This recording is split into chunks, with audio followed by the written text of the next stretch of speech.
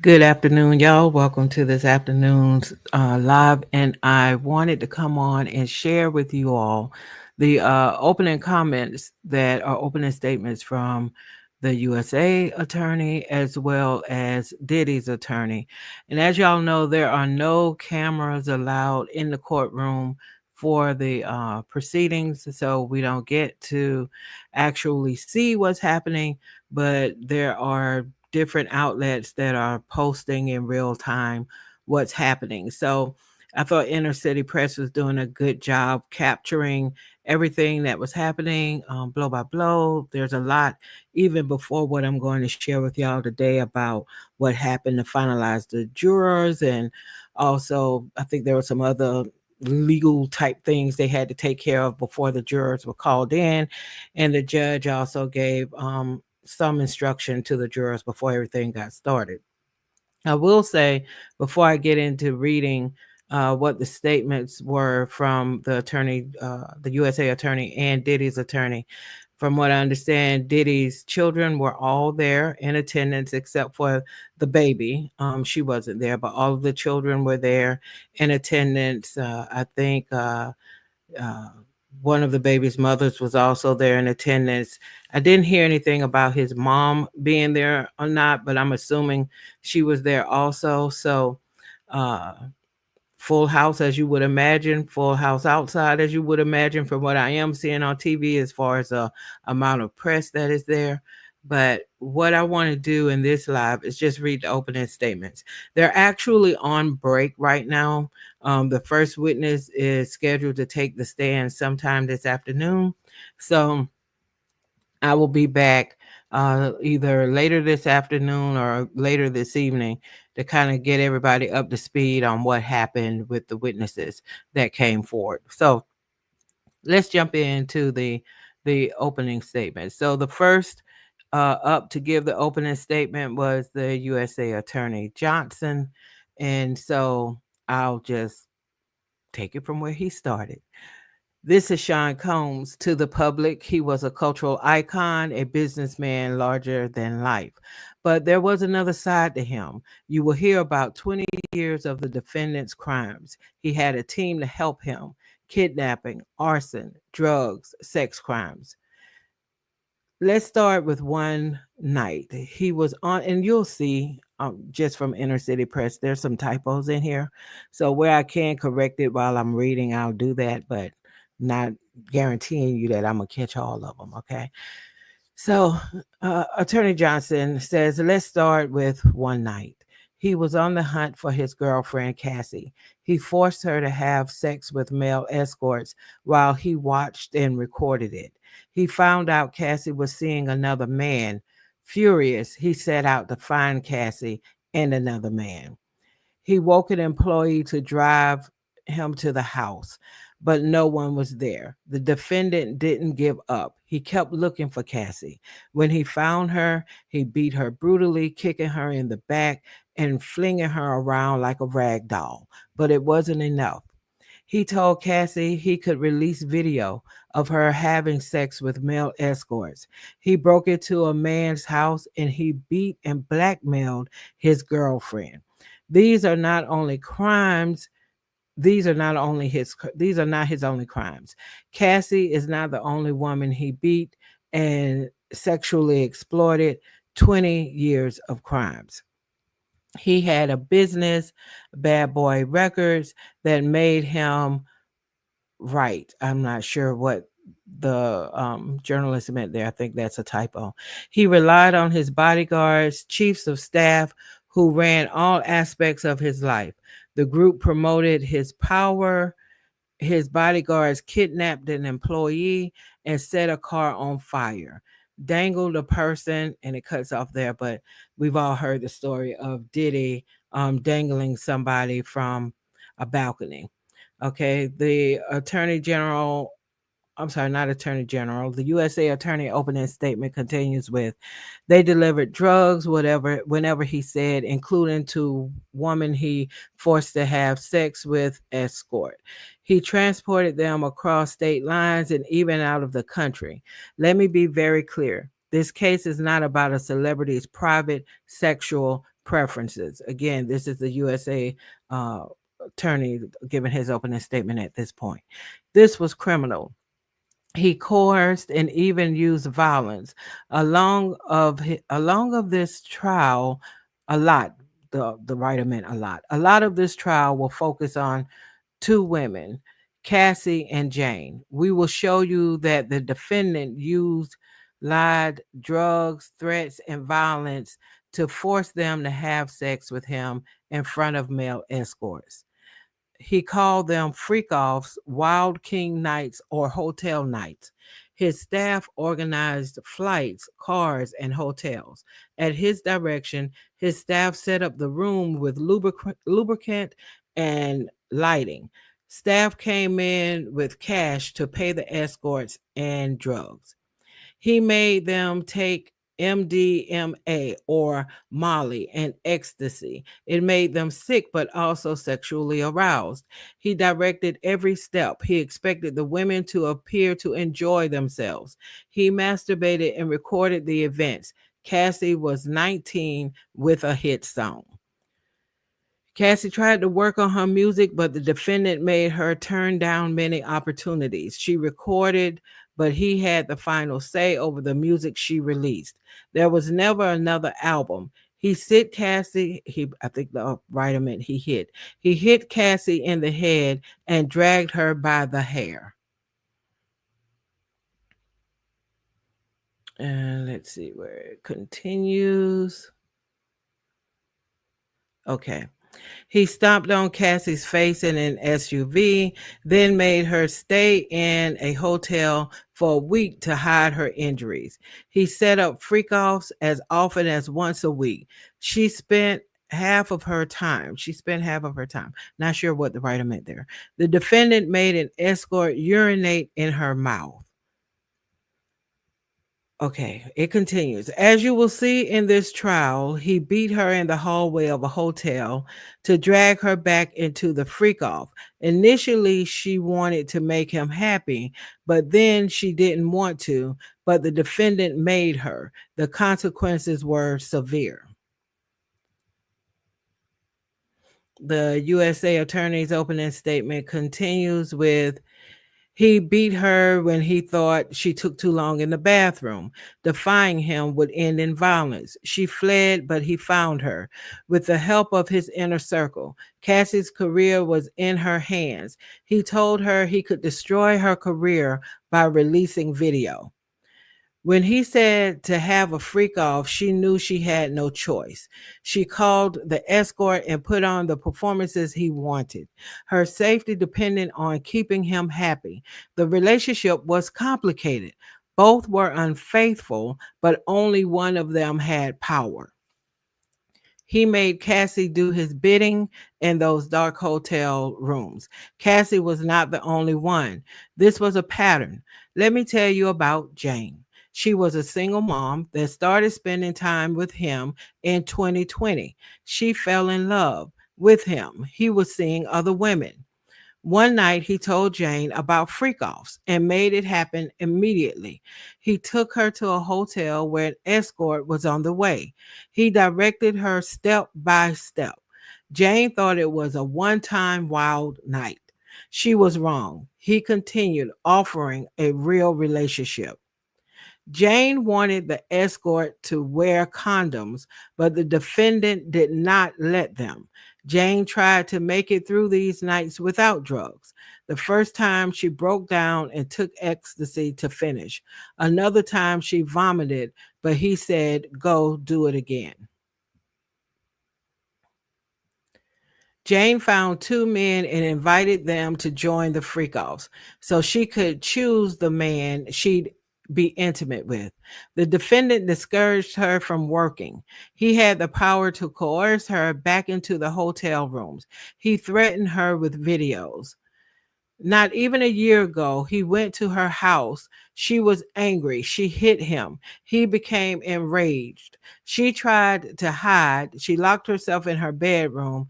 He kicked it open. Then the bathroom, the closet, the guest bedroom. He kicked her to the ground. He did not let Jane be. He said, "You're not going to F up my night." He said, call up an escort and perform. Jane followed his instructions. His violence got him what he wanted. Cassie will tell you about the time the defendant forces himself on her. Mia, so this is another person. So far the USA attorney has mentioned Cassie. He started out talking about Cassie. He then just finished talking about a woman named Jane, and I'm unclear if this lady is literally Jane or they're using Jane Doe, not sure.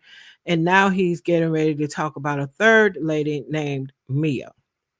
Okay. So Mia, an employee, will tell you how the defendant forces himself on her, hand up her dress, penetrating her. Amidst all this violence, he and his inner circle work to cover up his crimes. The video at the LA hotel, you will hear just how far this went. The defendant offered a hotel security guard a wad of cash, a brown paper bag with $100,000 in $100 bills. The inner circle kept Cassie in hiding for days. For all of this, he is charged with multiple federal crimes, racketeering, conspiracy.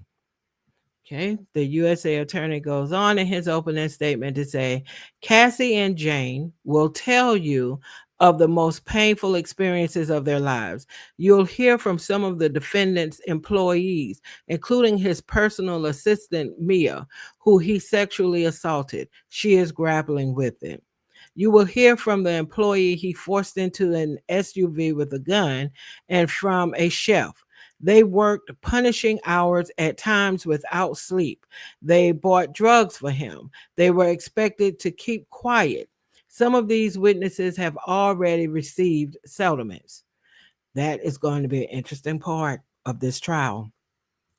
The USA attorney goes on to say, you will also hear from some of the escorts that the defendant directed them and filmed it.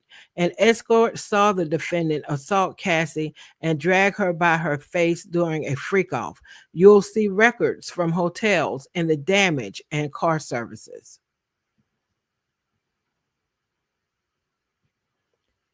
You will see text messages in which the defendant tells staff to bring cash for escorts, and by Jane saying she did not want to do freak offs. You will see videos. In them, you can hear the defendant provide direction to Cassie and Jane, high on ecstasy. You will see a video of the defendant brutally beating Cassie during a freak off in an LA hotel. You will see photos of the damage, including to 4 doors in James' home not even a year ago. You will see what he had in his home: guns, med bag of drugs, lube. You will see the agreement with the hotel guard barring him from speaking after he paid $100,000 for the video. Diddy, who knows how many settlements Diddy has had over these 20 something years, I think they said, in the business, but his settlements don't be working out for him. I mean, he paid $100,000 for this video. The video still got out. He paid Cassie reportedly 30 something $1 million for this whole story to go away, and we're still here. So his settlements really don't work out for him, and maybe that's part of his karma. We'll see.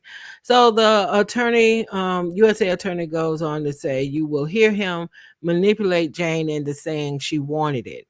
His threats not to pay for her home. Text to his staff about it. I ask you to do 3 things. Again, this is the USA attorney. I ask you to do 3 things. Pay attention to the evidence, follow the judge's instructions on the law, use your common sense, and you will reach the verdict that Sean Combs is guilty. So that is the end of the statements from, pardon me, from the USA attorney. The judge then says who for the defense, and Tenny Garagos stands up to deliver the opening remarks for Diddy. Now, Tenny Garagos is Garagos's daughter, and I think it's Greg Garagos, if I'm not mistaken. But anyway, he's a big time, high profile attorney. And so she delivers the opening statements for Diddy. And she starts her opening remarks with the following. This case is about love and jealousy and money. They are trying to turn it into a racketeering case. It will not work. You are the jury. You will evaluate the witnesses, and finally, the story can come out. This case isn't about what you heard on the news. Sean Combs is fascinating. He grew up in Harlem and built lawful businesses. He worked for it. He created a culture and produced music that changed a generation. Witnesses will share with you that he is a fascinating person and people are drawn to him.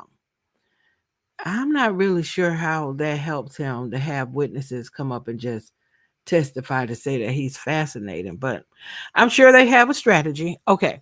So the Diddy's attorney goes on to say, if you wanted to climb in music, apparel, or beverages, you wanted to be around Sean Combs.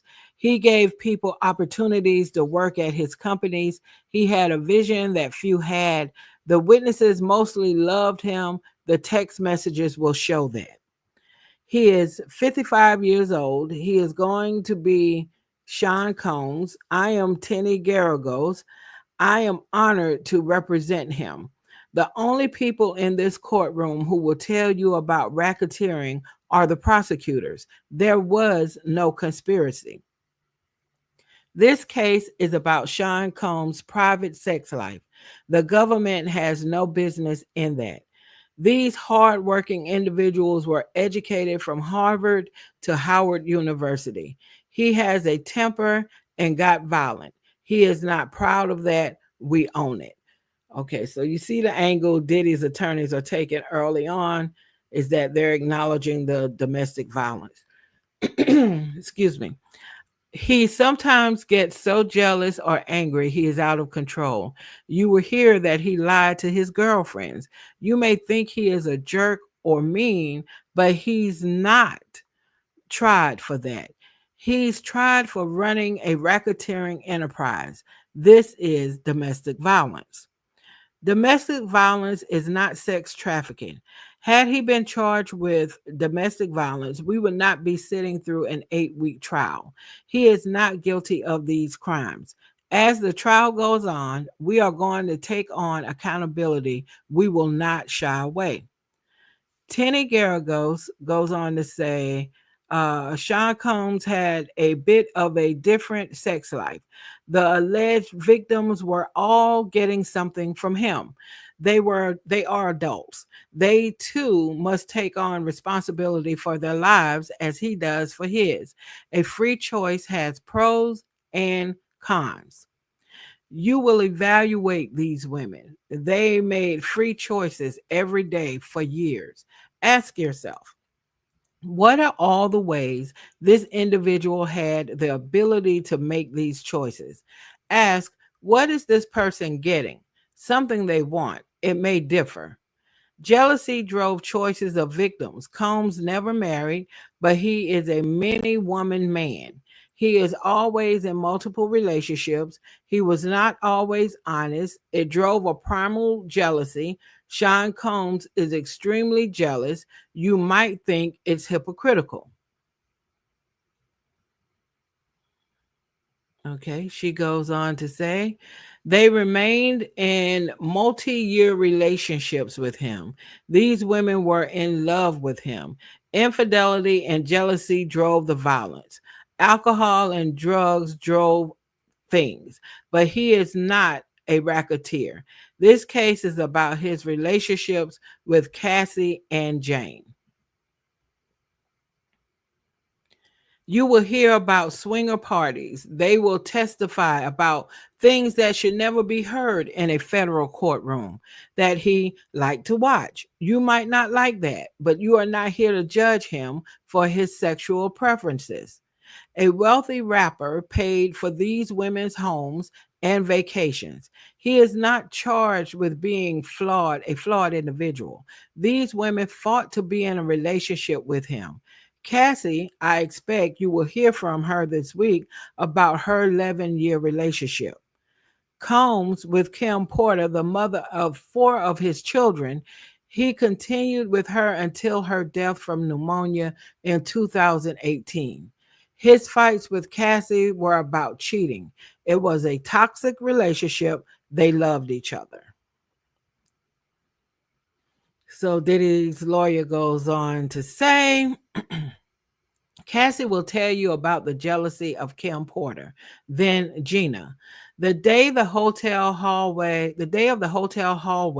jealousy was on display. Violence by the elevator bank 10 years ago. You will see it later today. What Combs did is indefensible. So that's Diddy's attorneys again doubling down on, we're going to own that moment. He did that. Of course, they have no other choice but to own it because we have it on video, but they're just standing 10 toes down on, we're owning that. Excuse me, that yes, domestic violence was an issue here, but that's not racketeering. The video is not evidence of sex trafficking. Cassie walked out of the hotel room with 2 bags. Combs comes down wearing only a towel. He stomps her and drags her by her hoodie. He comes back around to get a phone. What causes a fight about a phone? Phones keep the secrets of infidelity. As soon as he gets the phone, he sits down. He's visibly disgusted. Cassie calls security. You will hear from him later today. The guard tells him to leave the public area. You will see Cassie telling him to get back to the hotel room. They stay together 2 more years after this incident. Even into 2018, they are fighting to stay together. She saw a photo of Combs with Gina. He started with her in 2014. Cassie had a choice every single day Cassie had a choice every single day to stay with him. And I think the writer might have meant Cassie made a choice every single day to stay with him. That was her better choice until she broke up with him. She was not coerced. When she left there, there were no repercussions. She ran into the arms of a physical trainer Combs had hired to train her. Now, ran into the arms of a physical trainer that Combs had hired to train her. I don't know. That looks, pardon me, that looks like they're using that wording intentionally to paint some picture of Cassie. I don't think they're going to get the payoff from that wording though. But again, we'll see. Who knows what a jury will do. So Diddy's attorney goes on to say the only freak offs you will see at this trial were on her phone, not his. Okay, let me just read that again. The only freak offs you will see at this trial were on her phone, not his. In November 2018, Kim Porter passes away from pneumonia. Okay, let me stop there for a second and share with y'all um, the screen that I'm actually reading from, which is what I thought I was doing. Hold on 1 second. Okay. Now we're together here. Okay. So let's see. I'm going to start back here. The only freak offs you will see, and again, this is Diddy's attorney. The only freak offs you will see at this trial were on her phone, not his, in November of 2018. Kim Porter passes away in November 2018 of Kim Porter passes away from pneumonia. Cassie did everything to be there for him. She flew to Georgia amidst a breakup. She flew to be with him. Combs said Kim was my soulmate. The end of the relationship between Combs and Cassie was triggered by that. Cassie realized all the things she would not be. She wanted to be Combs's wife, the love of his life. She spent 11 years trying to get that. Cassie married the trainer and is pregnant with her 3rd child. Evaluate Combs's intent at the time for those 11 years. The messages will show she was a willing participant in their sex life. Cassie's testimony this week can't change that. In 2020, with Jane, Combs was more upfront. He told her he was dating other women. She was still jealous. Jane wanted it public. He proposed a consensual threesome. They went to a private hotel. I expect her to say she enjoyed it. Again, Diddy's attorney uh, making these comments for the opening remarks. Diddy's attorney goes on to say Jane was desperate to be with him, to give him things others couldn't. She tried to make it more than sexual. I'm not sure how she will put it, but it always came back to parties in the hotel rooms. This was their time together. Jane did it for the cuddle. That's Okay, that's what it says. Jane did it for the cuddle. She wanted to make him happy. She was unable to resist him emotionally. There was a phone call in November 2023. Even after it, she flew out to see him many more times. It was toxic, but she was willing. So you can see Diddy's attorneys are painting the picture in their opening statement that it was a lot of freaky stuff going on with Diddy and women. All of it was consensual. All of it, they were willing. These are women who were engaged with Diddy for years. They had the opportunity to leave. They were not being coerced. So that's the picture they're trying to paint. Okay, so Diddy's attorney goes on to say, being a willing participant in your sex life is not sex trafficking. If she'd walked away, she would have lost him. You will see her jealousy. She would see him on social media with another woman and she would send messages of regret. It's not coerced. She was driven to try to be in first place. This was the way to try to get there. That is not a crime. There was a night a year ago when Jane hit Combs. It was born out of jealousy. He hit her back. She was overcome by jealousy. She slammed his head onto her kitchen counter. Months later, she flew to see him and invited an escort. She will call it one of her best nights, a wild king night, whatever you want to call it. This will be hard to watch. They are in one word, intimate. The government told you about someone named Mia. Why are they making these allegations now? You will conclude that everyone has a motive. With Mia, she never said it before, nor when she first started cooperating with the government. If this was so hostile, why did they not call the police? They are vindictive. Their motive is simple: money. Cassie filed a public lawsuit in November 2023. She was living in her parents' modest home in Connecticut. She went to a civil lawyer. The civil lawyer is here today. They went to civil lawyers to make a money grab. Cassie demanded 30 million. Another asked for 22 million. How many millions of reasons do these witnesses have to lie? The evidence will not make out the charges. Okay, the 22 million. I don't think I was aware of that, so I'm not sure who the $22 million settlement discussion was going on with, but okay. So Diddy's lawyer goes on to say on bribery, this is about the Intercontinental Hotel. He paid a security guard to make the footage go away. This was solely to prevent bad publicity for Combs and for Cassie. There was no law enforcement investigation. The kidnapping related to an employee. She worked for him for 10 years. She asked to work with him again. Drug trafficking, it was personal use. They worked hard. They were there to do something great and novel. It was a free choice. There was no conspiracy. He was paying different men for their time and experience. Porn actors get paid. Hulkamania, cowboys for angels. You can pay money for time and an experience.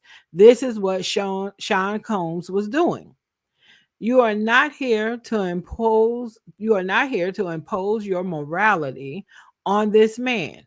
If you listen, you'll find him not guilty of these crimes. Thank you. So that is the end of the opening statements from the USA attorney representing the state, the federal government.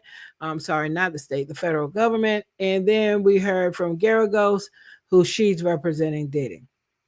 So we'll see who's up to be the first witness. I'm going to tap in to see what's happening live right now. But again, the prosecutors have set this up to what we would expect, that Diddy is a monster. He used his power, his money, his fame to traffic women in and then have them take drugs and alcohol and do things against their will. They could not give consent. They talk about the violence with him and women. So they set all of that up. They reference the situation with Cassie. They make a lot of references to a lady named Jane, and then they mention someone named Mia. On the other side, Diddy's lawyers, they really lean in on everybody was willing. There was nothing here that happened against anybody's will as it relates to all of the sexual activity. The violence part with Cassie in the video, they even say that was a part of the jealousy. They take ownership of the fact that it's domestic violence. What I did not hear them say, that they were saying they were going to use as a strategy and was looking for consent from the judge to use it as a strategy. I know they wanted to also go the angle of Cassie and Diddy were both violent, that they were both violent towards each other. So I didn't hear Diddy's lawyer make that parallel from reading these opening remarks from his lawyer. So right now, it just seems to be that they are highly focused on these women chose to be with Diddy. They stayed with him for years. After incidents that they mentioned, they came back. They were still with him for years, and all of it was consensual. So that's what they're hanging their hat on, and we'll see what we get from the witnesses as they come up next. So more to come, but this is I would say officially day one of Diddy's trial. So thank y'all for watching this live. Please give this live a thumbs up, drop a comment, let me know what you think about these opening comments and how it was set up by both sides. Is it swaying you one way or the other? Has it raised any questions? I would say one of the things that jumped out to me, is a lot, but one thing was when they said all the videos they found, or all the videos that they will be shown the jurors, were from Cassie's phone. That was kind of that was interesting, because I think we were all speculating that when they went in Diddy's homes, that there were like supposedly all of these videos and evidence that was found that would, be a part of this. But according to what Diddy's attorney has said in the opening comment, the only videos that they will see are allegedly from Cassie's phone. So that's just interesting. So again, more to come. Like the video, drop a comment, and until the next time, bye.